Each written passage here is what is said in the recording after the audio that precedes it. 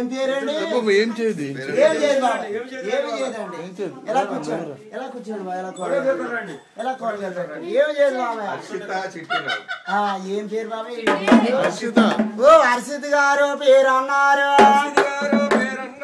బాగా బాగా చదవాలండి, చదివిల్లోనూ చదవాలి.